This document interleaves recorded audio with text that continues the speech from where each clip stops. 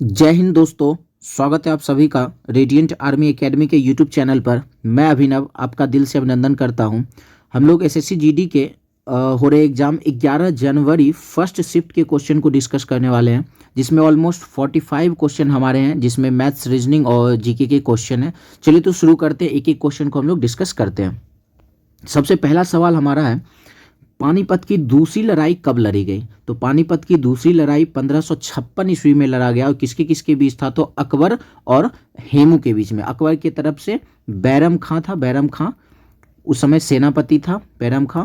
और हेमू, हेमू का पूरा नाम जो है ना हेमचंद्र विक्रमादित्य था। चलिए नेक्स्ट क्वेश्चन की ओर बढ़ते हैं। दूसरा क्वेश्चन हमारा है, वर्षा को मापने के लिए किस यंत्र का प्रयोग किया जाता है? तो वर्षा को मापने के लिए रेन गेज या फिर वर्षा मापी का प्रयोग किया जाता है। चलिए तीसरे क्वेश्चन की ओर बढ़ते हैं। तीसरा क्वेश्चन है, मानव शरीर की सबसे छोटी हड्डी का नाम क्या है? तो मानव शरीर की सबसे छोटी हड्डी का नाम स्टेपिज है, जो कान में पाया जाता है। अगर सबसे बड़ी हड्डी की बात किया जाता है तो सबसे बड़ी हड्डी फीमर होती है, जिसको उरु अस्थि भी कहा जाता है। ये जांग में पाया जाता है। अगर मानव शरीर के सबसे बड़े अंग की बात कर दिया जाए तो सबसे बड़ा अंग त्वचा होता है। चलिए नेक्स्ट क्वेश्चन की ओर बढ़ते हैं। नेक्स्ट क्वेश्चन है, अकबर की मृत्यु कब हुई थी? तो अकबर की मृत्यु 17 अक्टूबर 1605 को हुई थी, और ये फतेहपुर सीकरी में हुई थी। अगर जन्म की बात करें, अकबर के जन्म की बात करें तो अकबर का जन्म 15 अक्टूबर 1542 को हुआ था। और कहाँ पर? तो अमरकोट में हुआ था। अकबर किसका पुत्र था? तो हुमायूं का पुत्र था अकबर। हुमायूं का पुत्र था अकबर, जिसकी मृत्यु सीढ़ी पर से, पुस्तक पढ़ते हुए सीढ़ी पर से गिरने के क्रम में हो गया था। चलिए नेक्स्ट क्वेश्चन की ओर बढ़ते हैं। नेक्स्ट क्वेश्चन है, किस ग्रह को पृथ्वी की जुड़वां बहन कहा जाता है? तो पृथ्वी की जुड़वां बहन शुक्र को कहा जाता है। ये इसका जो शुक्र का द्रव्यमान होता है वो द्रव्यमान और आकार लगभग पृथ्वी के समान ही है, इसलिए इसको पृथ्वी की जुड़वां बहन कहा जाता है। चलिए अगला सवाल हमारा है, राष्ट्रपति के महाभियोग का संबंध किस अनुच्छेद से है? राष्ट्रपति के महाभियोग का संबंध जो है अनुच्छेद 61 से है। चलिए नेक्स्ट क्वेश्चन बढ़ते हैं। नेक्स्ट क्वेश्चन हमारा है कि बांग्लादेश कब आज़ाद हुआ? तो बांग्लादेश 1971 को आज़ाद हुआ था। 25 मार्च 1971 को आज़ाद हुआ था। किससे? तो पाकिस्तान से आज़ाद हुआ था। और आज़ादी होने से पहले बांग्लादेश का नाम था पूर्वी पाकिस्तान, नाम था इसका पूर्वी पाकिस्तान, इसका पहले नाम था। चलिए नेक्स्ट क्वेश्चन की ओर बढ़ते हैं। नेक्स्ट क्वेश्चन है हमारा, करंट अफेयर्स से क्वेश्चन है कि मेघालय के राज्यपाल कौन है? तो मेघालय के राज्यपाल बीडी मिश्रा हैं। चलिए अगले सवाल की ओर बढ़ते हैं। नेक्स्ट हमारा फॉर्मूला से सवाल है, कैल्शियम कार्बोनेट का सूत्र क्या है? तो कैल्शियम कार्बोनेट का सूत्र CaCO3 है। चलिए फिर से एक सवाल है साइंस का, एपीकल्चर का संबंध किससे है? तो एपीकल्चर का संबंध मधुमक्खी पालन से है। नेक्स्ट क्वेश्चन है, गांधी इरविन समझौता कब हुआ? तो गांधी इरविन समझौता 1931 में हुआ था। और गांधी इरविन समझौता को ही दिल्ली पैक्ट भी कहा जाता है। दिल्ली पैक्ट भी कहा जाता है। और गांधी इरविन समझौता में कुछ समझौता गांधी जी की तरफ से हुआ था, कुछ चीज़ें स्वीकार किए थे, और कुछ चीज़ें इरविन उस समय का लॉर्ड गवर्नर वाइसराय था, वो कुछ चीज़ें स्वीकार किया था। जैसे कि अगर इरविन की बात करें तो वो स्वीकार किया, नमक बनाने का अधिकार दे दिया। साथ ही साथ दूसरे नंबर की बात करें तो आंदोलन के समय, जब उस समय सविनय अवज्ञा आंदोलन चल रहा था, तो उस समय जो भी अंग्रेजों के द्वारा संपत्ति जब्त की गई थी उसको वापस करने का वो रखा। और तीसरा नंबर वो स्वीकार किया, लॉर्ड इरविन स्वीकार किया कि हिंसा के समय जो भी आरोपी, हिंसा के समय नहीं, सविनय अवज्ञा आंदोलन के समय जो भी जेल में जिनको बंद कर दिया गया था, उन सभी को छोड़ने का, और उनमें से उन्हीं को छोड़ने का जिन पे हिंसा का आरोप नहीं था, उन सबको छोड़ने का रखा गया प्रस्ताव। मतलब वो सब एक्सेप्ट किया। बाकी गांधी जी की तरफ से क्या स्वीकार किया गया? तो गांधी जी जो है सविनय अवज्ञा आंदोलन को समाप्त कर दिए। और साथ ही साथ वो ये स्वीकार किए कि उस समय दूसरा गोलमेज सम्मेलन होने वाला था 1931 में, तो कांग्रेस दूसरा गोलमेज सम्मेलन में भाग लेगा। साथ ही साथ तीसरी नंबर बात है, ये स्वीकार किए कि कांग्रेस जो है ना किसी भी ब्रिटिश सामान का बहिष्कार नहीं करेगा। और भी बहुत सारी बातें थे, तो उतना डीप में अभी फ़िलहाल तो नहीं जाना है। चलिए नेक्स्ट क्वेश्चन की ओर बढ़ते हैं। नेक्स्ट क्वेश्चन है हमारा, कौन सी अनुसूची भूमि सुधार के राज्य अधिनियम और विनियमों से संबंधित है। ये 9वीं अनुसूची है। और अनुसूची में भाषा का जरूर ध्यान में रखें, भाषा का संबंध जो है ना वो 8वीं अनुसूची से है।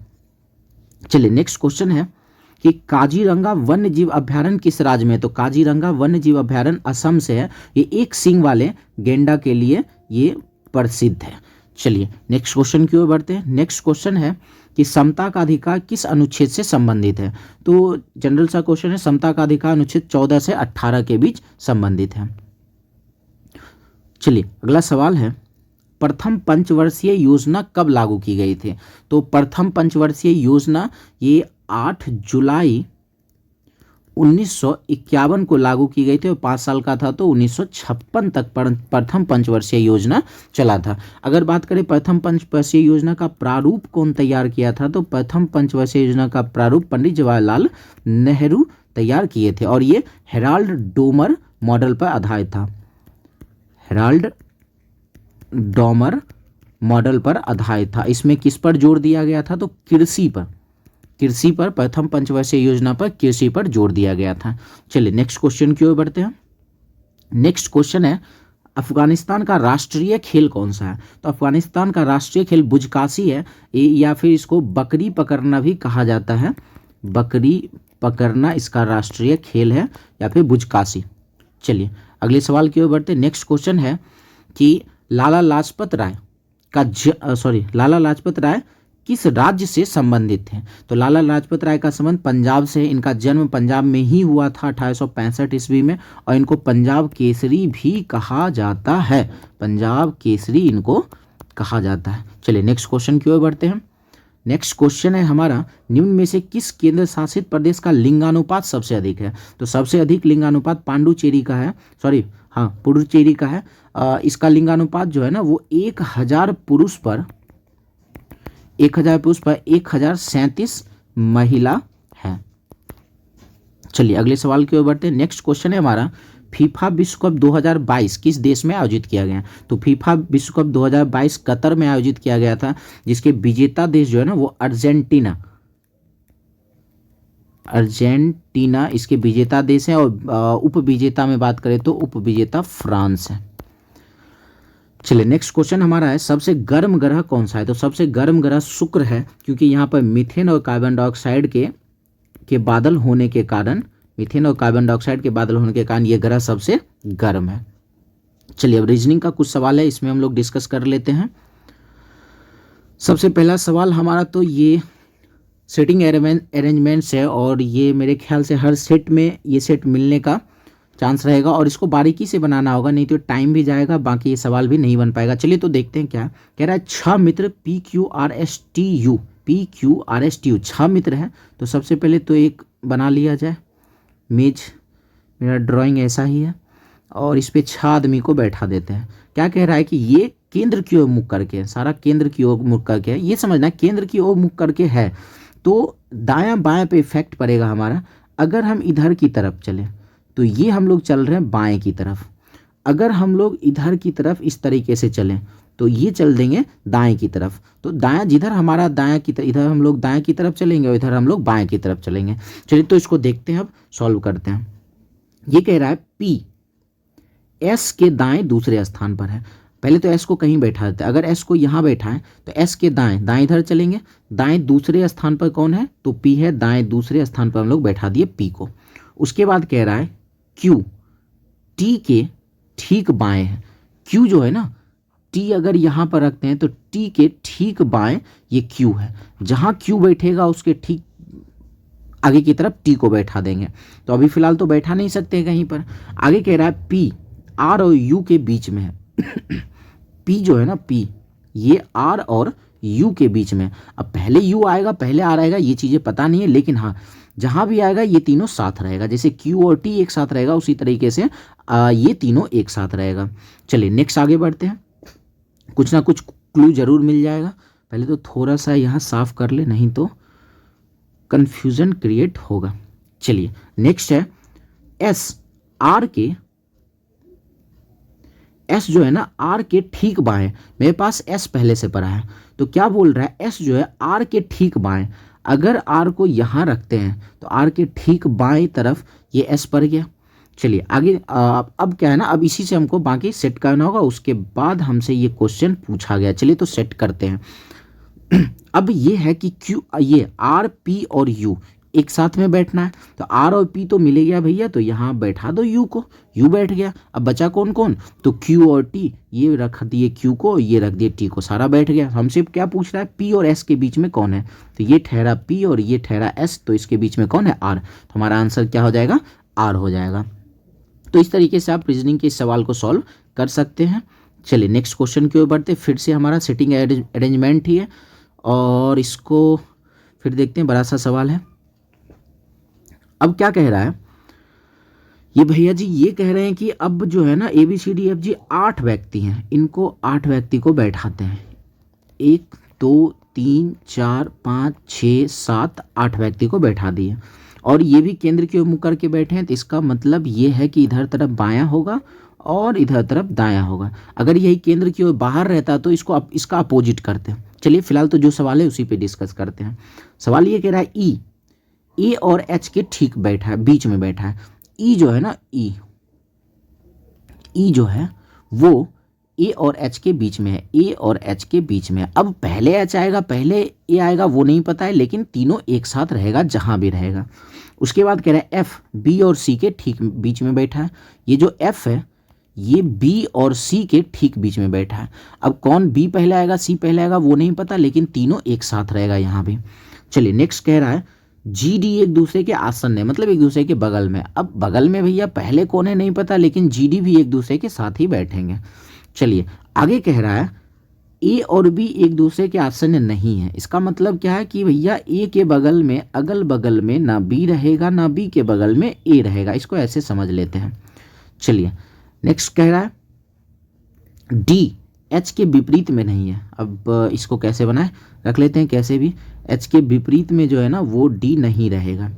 और फिर कह रहा है बी एफ के दाएं नहीं है। इस वाले से अब मेरा काम अब यहाँ बनेगा। क्या बोल रहा है, अब थोड़ा सा कलर चेंज कर ले। ये कह रहा है कि बी जो है ना, बी एफ के दाएं नहीं है।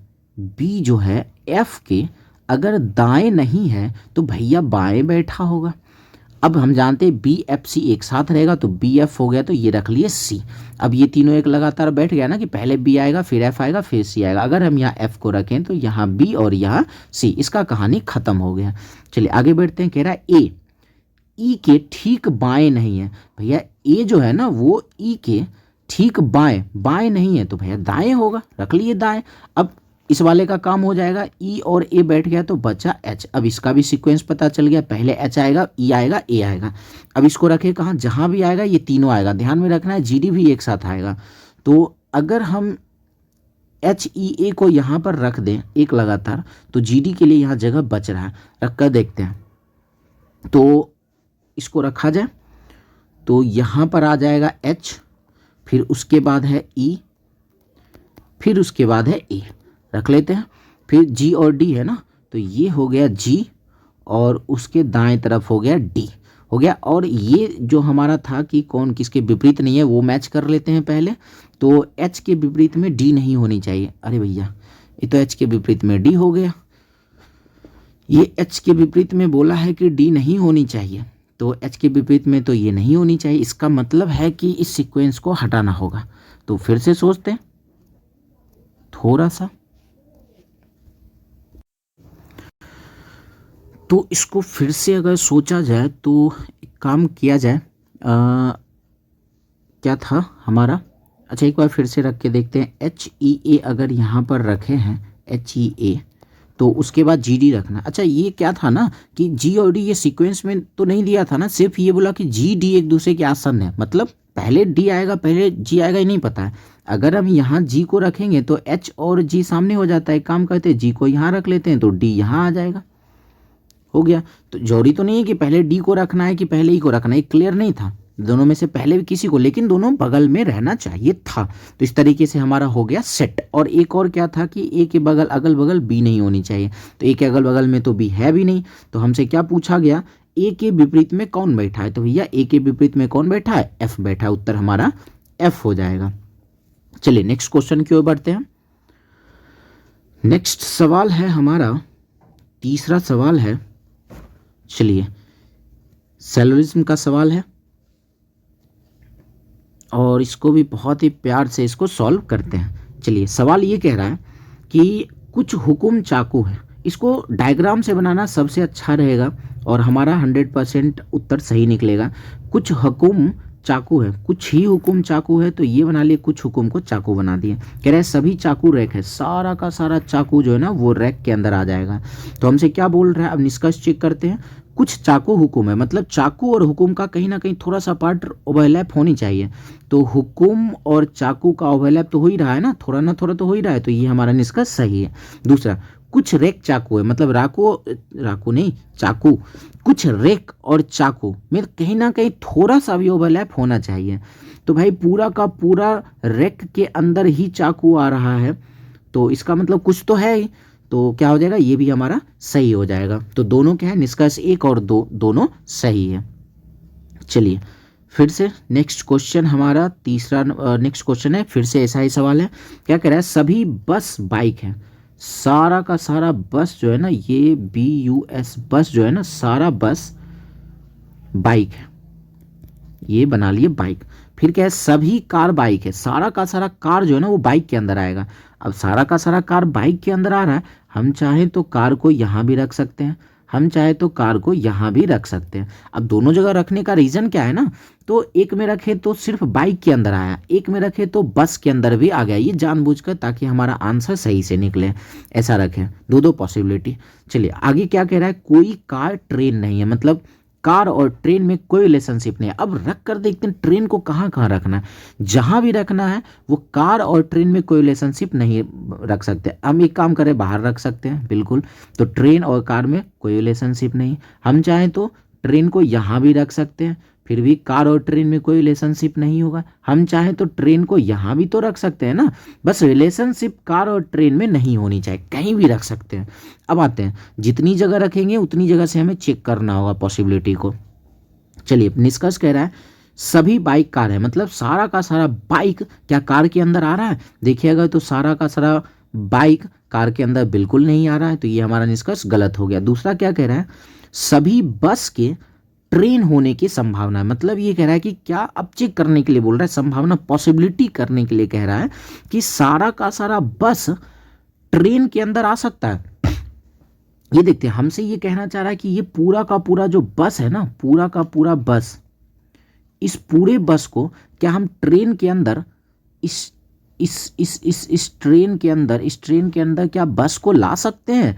अगर हम देखें, अगर इस ट्रेन को बस के अंदर अगर ला भी देते हैं, क्या इसको अंदर लाने से क्या ट्रेन और कार, सॉरी ये, हाँ ट्रेन और कार क्या कहीं ओवरलैप हो रहा है, नहीं हो रहा है। इसका मतलब क्या है, तो ये पॉसिबिलिटी बन सकती है, मतलब हम सारे बस को अगर ट्रेन के अंदर भी रख देते हैं तो कोई फर्क नहीं पड़ता है, निष्कर्ष हमारा गलत नहीं होता है। तो इस हिसाब से मेरा सिर्फ और सिर्फ दूसरा निष्कर्ष सही है। चलिए आगे की ओर बढ़ते हैं। नेक्स्ट क्वेश्चन है हमारा, ब्लड रिलेशन से सवाल है।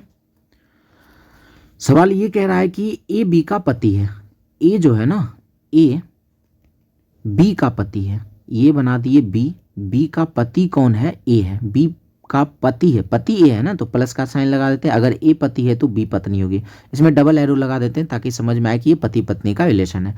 अब कह रहा है सी बी की सास है, बी की सास है का मतलब क्या है, बी की सास होने का मतलब है ए की माँ है। ए की माँ कौन है, ए की माँ है सी, ए की माँ है सी, माँ है सी, तो लगा दिए माइनस का साइन।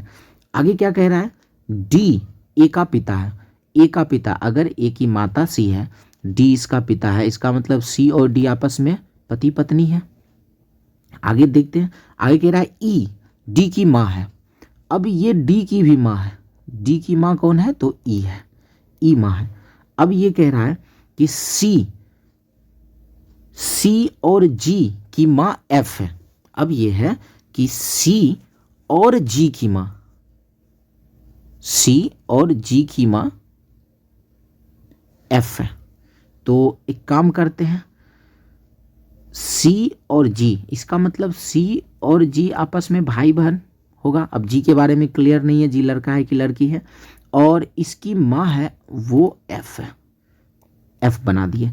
अब कह रहा है यदि एच डी के पिता है, भाई डी के पिता है, ई माता है तो एच पिता है, और ई और एच आपस में पति पत्नी है। हमसे क्या पूछ रहा है कि ई के एच से क्या संबंध है। भैया हमसे पूछा ई का एच के साथ क्या संबंध है, ई का एच के साथ, मतलब एच कौन है ई का, तो एच तो पति है, तो हमारा उत्तर क्या हो जाएगा, पति हो जाएगा। और ई और एच में पति पत्नी का रिलेशन है। चलिए नेक्स्ट क्वेश्चन पे आते हैं। नेक्स्ट हमारा सवाल है 6ठा नंबर, ये सीरीज का सवाल है। 20 से 21 हुआ 1 बढ़ा, 21 से 25 हुआ 4 बढ़ा, 25 से 34 हुआ 9 बढ़ रहा है। तो ये देखें तो 1 का स्क्वायर, 2 का स्क्वायर, 3 का स्क्वायर, आगे क्या हो जाएगा, तो 4 का स्क्वायर 16 बढ़ जाएगा। 16 हम लोग जोड़ लेते हैं, 34 और 16 कितना हो जाएगा, 50। अगर आगे और चेक करें तो 5 का स्क्वायर बढ़ेगा 25, 50 और 25 आगे 75, तो यहाँ मिल ही रहा है, तो क्या हो जाएगा, हमारा उत्तर 50 हो जाएगा। चलिए नेक्स्ट क्वेश्चन पे आते हैं। नेक्स्ट क्वेश्चन है हमारा 10 से 109 बनाना है। तो 10 से 109 कैसे बना सकते हैं, 10 में 10 से गुना कर देते हैं, 9 जोड़ देते हैं। तो उसी तरीके से 12 में क्या करना होगा, 10 से गुना करना होगा और 9 जोड़ देते हैं, क्या मिल जाएगा, 129। में भी हो सकता है कि 129 ऑप्शन में नहीं भी रह सकता है, बाकी इस सवाल में है तो 129 ऑप्शन में नहीं रहेगा तो कुछ और तरीका से सोचना होगा, जैसे 10 का स्क्वायर करके 9 जोड़ देंगे, तो उसी तरीके से 12 का स्क्वायर करके 11 जोड़ सकता है, या 9 कुछ भी जोड़ सकता है। तो ऑप्शन के हिसाब से ये हमारा सवाल डील होना है।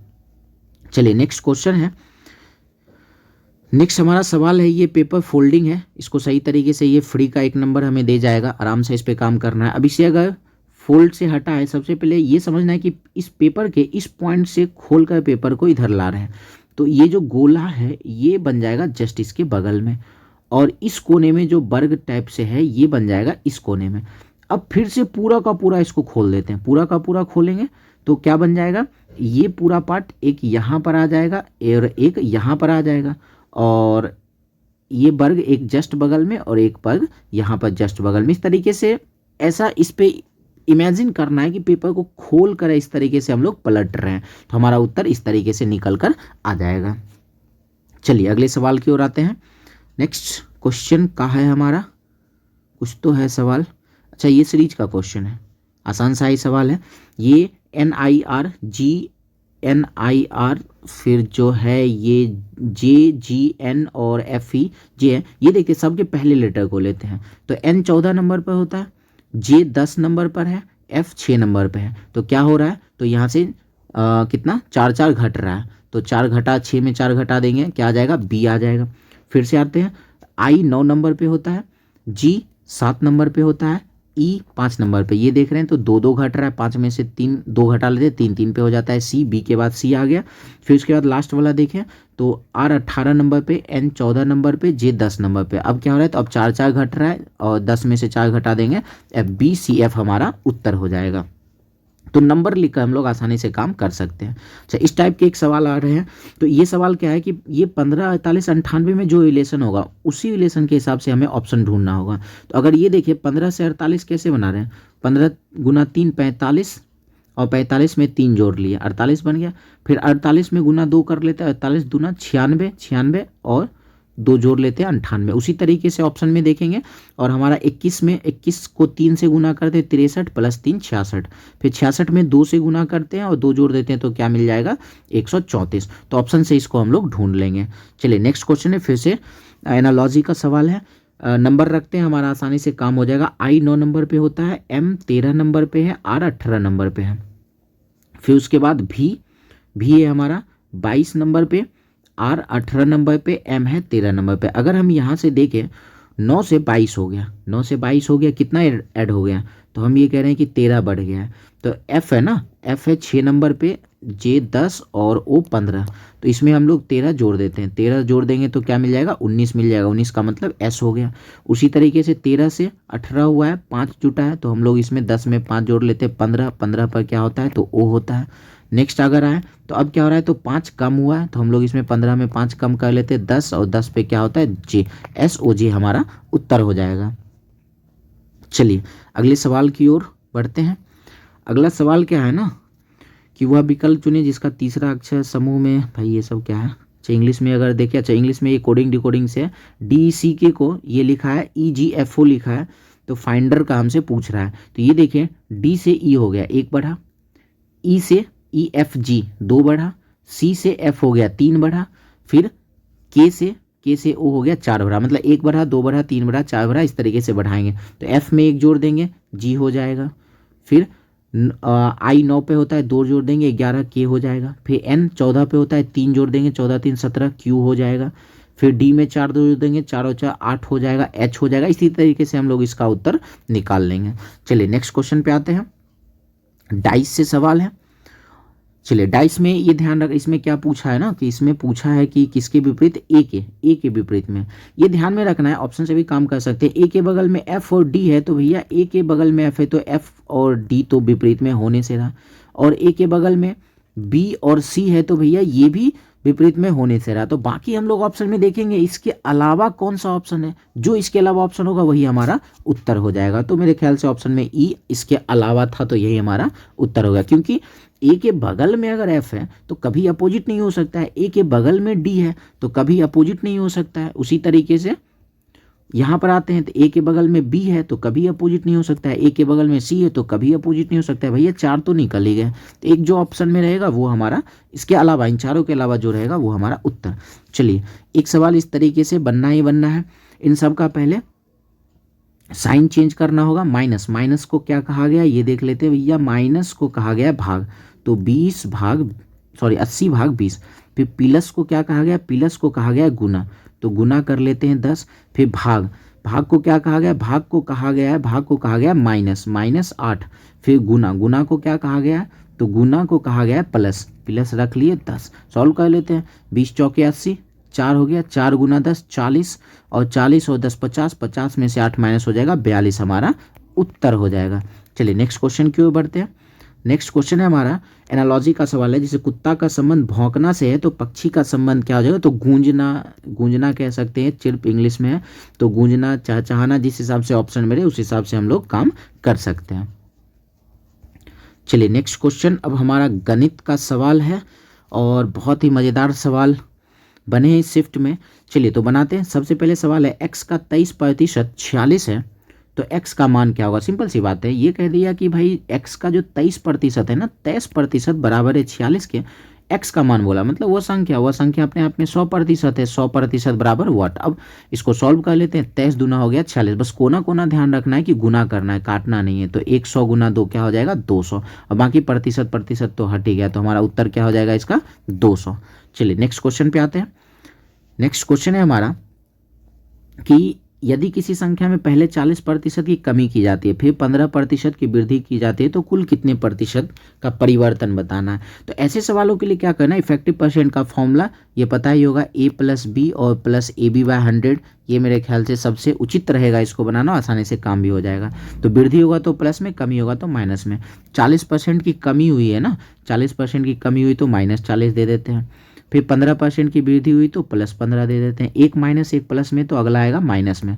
40 गुना 15 और बटे में कर लिए 100, तो 1 0 से 1 0 खत्म, 5 से 15 3 बार में, ये कट गया 2 बार में, 2 से कट जाएगा 2 बार में, क्या मिल जाएगा, तो -40 और ये -6 -46, और प्लस में है 15, तो +15 हम लोग अगर कर लें तो क्या मिल जाएगा, ये 31 -31 आएगा ना, -46 + 15 करेंगे -31। ऐसे इस दोनों को माइनस कर लेते हैं, और बड़ा संख्या है 46 के साथ माइनस का साइन, तो इसके साथ भी माइनस का साइन, तो माइनस दिखा रहा है कमी, तो क्या कहेंगे 31% का कमी हुआ है। चलिए नेक्स्ट क्वेश्चन है, P किसी निश्चित कार्य को 15 दिनों में कर सकता है, Q उसी कार्य को 25 दिनों में कर सकता है। बहुत अति उत्तम। P किसी कार्य को कर सकता है 15 दिन में, Q किसी कार्य को कर सकता है 25 दिन में। जब काम को कंप्लीट कर रहा है तो एलसीएम ले सकते हैं, एलसीएम हो जाएगा इसका 75। तो इसका क्षमता निकाल लेते हैं, क्षमता पारिवारिक से भाग लगा लेते हैं, 15 × 5 = 75 और 25 × 3 = 75, दोनों का क्षमता मिल गया। अब क्या कह रहा है, P कार्य करना शुरू करता है 6 दिन बाद छोड़ देता है। भैया P एक दिन में 5 काम करता है, तो 6 दिन में कितना काम कर लेगा, 6 × 5 = 30 काम ये कर लिया। तो भाई 75 में 30 काम हो ही चुका है, तो बचा 45 काम। तो कह रहा है ज्ञात कीजिए Q से इस काम को कितने दिनों में करेगा। तो बाकी काम को Q करेगा, तो बाकी काम में Q के क्षमता से भाग लगा देते हैं, 3 में 45 से भाग लगा दिए, क्या आ जाएगा, बाकी काम को Q 15 दिनों में निपटा देगा। चलिए नेक्स्ट क्वेश्चन की ओर बढ़ते हैं। क्षेत्रमिति का सवाल है। एक बेलनाकार बर्तन का आयतन दे रखा है, ऊंचाई दे रखा है, बेलन का व्यास क्या होगा। तो हम लोग जानते हैं बेलन का जब आयतन दे रखा है तो आयतन का फॉर्मूला लगाते हैं और आयतन की जगह पे 2772 रख लेते हैं। और बेलन का आयतन क्या होता है तो पाई आर स्क्वायर एच, एच की जगह पर रख ली 8। अब इसको सॉल्व करते हैं। तो अगर इसको सॉल्व करें 11 से इसको काटे, 11 दूना हो गया 22, बच गया 57, 11 पचे 55, 252 बार में कट गया। फिर 2 से इसको काट लेते हैं तो ये कट जाएगा 2 से 126 बार में। और देखिए और कुछ कटेगा, और कटेगा 2 से ये 4 बार में, 2 से इसको काट लेते हैं 64 बार में, कट गया। चलिए 64 बार में कुछ तो गड़बड़ हुआ है भैया, कुछ तो कैंसिल करने में गड़बड़ हुआ है। चलिए एक बार फिर से इसको कैंसिल करें। और यही होता है, सावधानी हटी और पूरी सब्जी बटी, सॉरी गलती होना तय है। चलिए ये एक क्या होता है ना कि एक तो दिमाग में ये चलता है कि वीडियो लंबा ना हो और इसलिए ऐसा परेशानी होता है, बट कोई नहीं, करते हैं इसको सॉल्व। 2772 पहले हम लोग रख लिए बराबर, आयतन होता है पाई आर स्क्वायर एच, पाई की जगह 22/7 और आर हमें पता नहीं है और एच हमें पता है 8। अब इसको करते हैं सॉल्व। तो सबसे पहले तो 11 से इसको 11 से 2 बार में कट जाएगा, 11 से 11 दूना हो गया 22, बच गया 5 57, 11 पचे 55 और ये 252 बार में कट गया, ठीक है। और ये कट जाएगा 126 बार में 2 से। फिर अगर इसको काटे तो 2 से 4 बार में और 2 से कट जाएगा ये 64 बार में, ठीक है, सॉरी 63 बार में। यही तो हम लोग गलती करते हैं भाई, जब 63 बार में कट रहा है। अब तो नहीं कटेगा ना, बचा क्या क्या, आर स्क्वायर के साथ में बचा 4, तो आर स्क्वायर के साथ में जो भी बचा वो तो भैया जाएंगे नीचे, बाकी कोना कोना गुना कर लेते हैं। 63 को एक काम करें, 63 को 9 गुना 7 लिखे, क्यों लिखे अभी पता चलेगा। और साथ ही साथ 7 पहले से, ये स्क्वायर है ना, स्क्वायर तो जाके रूट बन जाएगा।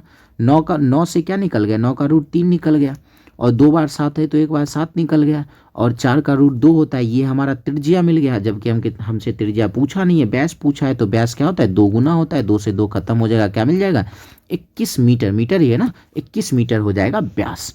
चलिए नेक्स्ट क्वेश्चन पे आते हैं। नेक्स्ट हमारा सवाल है, किसी वस्तु का क्रय मूल्य इसके अंकित मूल्य का 80% है। भैया सिंपल सी बातें बोल रहा है, क्रय मूल्य कितना है तो अंकित मूल्य जितना भी होगा उसका 80%, मतलब अंकित मूल्य हमें पता नहीं है। अंकित मूल्य अगर 100 है तो इसका क्रय मूल्य कितना होगा 100 का 80%। अंकित मूल्य अगर ये अंकित मूल्य अगर 100 है तो क्रय मूल्य क्या होगा इसका 80%, मतलब 80। अब कह रहा है डीलर उस अंकित मूल्य पर 15% छूट अनुमान्य करता है, मतलब कि जितना अंकित मूल्य है उस पर 15% का छूट दे दिया। अंकित मूल्य 100 है और इस पर 15% छूट दे दिया, मतलब 15% कम कर दिया, तो कितने में बेच दिया 85 में बेच दिया। तो पूछ रहा है उसका लाभ बताओ। भैया ये 80 में खरीदा, 85 में बेचा, 5 का लाभ हुआ। और ये लाभ और हानि किस पे हम लोग गणना करते हैं, क्रय मूल्य पे करते हैं। तो नीचे गया क्रय मूल्य 80 और प्रतिशत बनाने के लिए 100 से गुना हो गया, तो 5 से 80 कट जाएगा 16 बार में, 4 से ये कट गया 25 बार में, 4 से 16 कट जाएगा 4 बार में, तो क्या मिल जाएगा 25/4, 25/4 प्रतिशत। इसको पूर्णांक में बना लेते हैं तो 6.1/4% हमारा उत्तर, यही है हमारा उत्तर। चलिए नेक्स्ट क्वेश्चन पे आते हैं।